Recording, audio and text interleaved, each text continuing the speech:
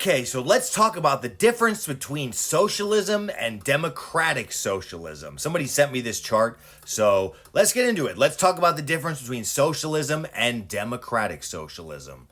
Okay, so with socialism, the government owns and controls most industries. With democratic socialism, private ownership is allowed, but key services public or regulated.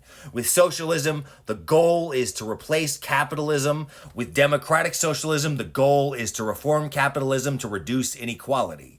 With socialism, individual freedoms may be limited. With democratic socialism, protects civil rights and democratic elections. With socialism, examples include the Soviet Union, Cuba, and Maoist China. With democratic socialism, the examples include Sweden, Norway, and Denmark. Okay, so we got some fundamental differences. Okay, so you know how I'm looking at this as a libertarian? Like, I'm looking at this like, okay, democratic socialism. It's called democratic socialism. They put the democratic in front of there because it still holds on to components of capitalism, the free market. Like, that's what it is. Like, it's still holding on. So that's what makes it democratic. Like, the good part of democratic socialism is that it still has capitalism in it. But the bad part of democratic socialism is the fact that it's socialism. Like, duh, like that's the exact point I was trying to make. Like, okay, they're still holding on to the free market. Like I said in my previous videos, we still need to hold on to the free market, have as free market as possible. Yeah.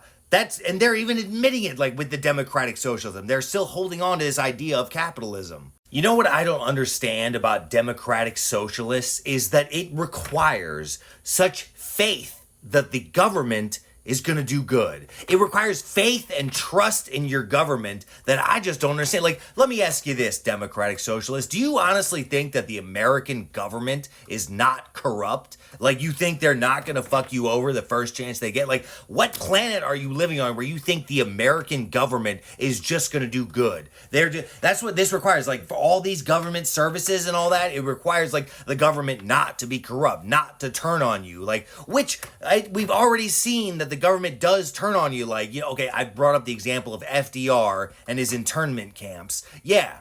That's a great example. Somebody in the comments was like, why would you bring up the internment camps as an example of the dangers of socialism? Because that's a perfect example of the dangers of socialism. Once they've got you that dependent, once they got you by the balls, they can do anything. They can flip on you. So yes, the question I beg again is, democratic socialism, what keeps it democratic? What keeps them from flipping on you? I don't know. Like, man, fuck this shit, man.